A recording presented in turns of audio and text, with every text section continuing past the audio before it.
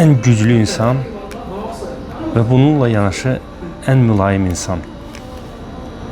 Söhbət Muhammed, Allahın ona salavatı və salamı olsun, ondan gedir. Bir gün Qureyşdən olan bir ən güclü insanlardan biri, Qureyşin pəhlivanlarından biri. Elə bir şəxs ki, Məkkədə ona heç kəs qalib gələ bilməyib güc məsələsində. Və o eşidir ki, Peyğəmbər iddiasında olan bir şəxs var və Peyğəmbərimizə yaxınlaşır və onunla güləşməyə təklif edir və deyir ki, əgər güləşsən, sənə bir qoç və ya qoyun verərəm. Və Peyğəmbərimiz təbii ki, onun məqsədi hər hansı bir dünya qazanmaq, dünya malı qazanmaq deyil. Onun həyatı da onu göstərib ki, əlində olan hər şeyi insanlara dağıdıb, özünə heç nə saxlamayıb. Razılaşır, güləşməyə razılaşır həmən pəhlivanla. Adı Rukanə olur. Və üzbəüz gəlirlər. Muhammed Peyğəmbərimiz onu yıxır yerə. O təəccüblənir, yəni görür ki, yəni necə ola bilər? Yəni mənim kimi bu işlə məşğul olan bir peşəkarı, bu işlə məşğul olmayan, uzaq olan və cüssəsi də yəni pəhlivana bənzəməyən biri məni belə rahatlıqla yerə sərir. Və ikinci dəfə eyni şeyi təklif edir, ikinci dəfə yenə məğlub olur. Üçüncü dəfə, yenə üçüncü dəfə məğlub olur və Peyğəmbərimiz Muhammed ona qalib gəlir. Allahın ona salavatı və salamı olsun. Bu ən güclü insan nümunəsi və bu tarix kitablarında mövcuddur bu hadisə.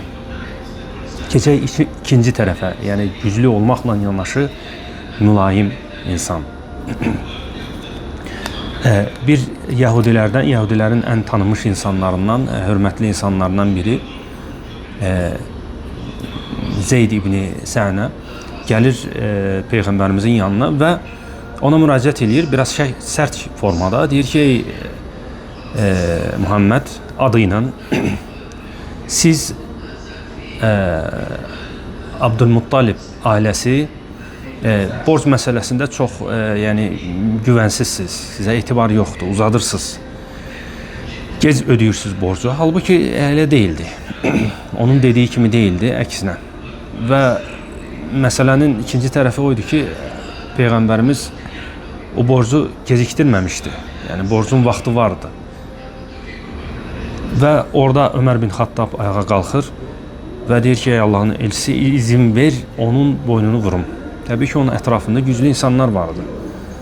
O deyir ki, ey Ömər, yəni məsələ bundan yəni, daha asandır.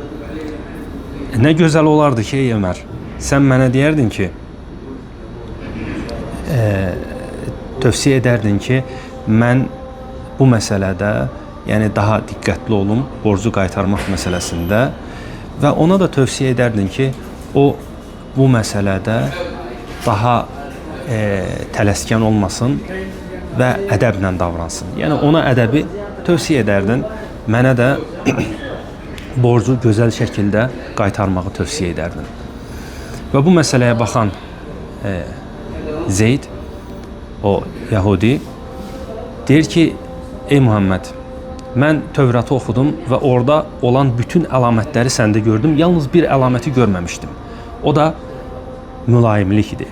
Yəni sənə qarşı olan cahillik və ya şiddət yalnız sənin mülayimliyini artırır. Yəni sənə nə qədər şiddət göstərsələr, bu sənə təsir etməz. Əksinə sən ona qarşı daha da mülayim olarsan və bununla da sənin Allahın elçisi olduğunu təsdiqlədin və orada şəhadət gətirir. Əşhədü ən la ilahə illallah və Muhammedən Rasulullah və əşhədən Muhammedən Rasulullah.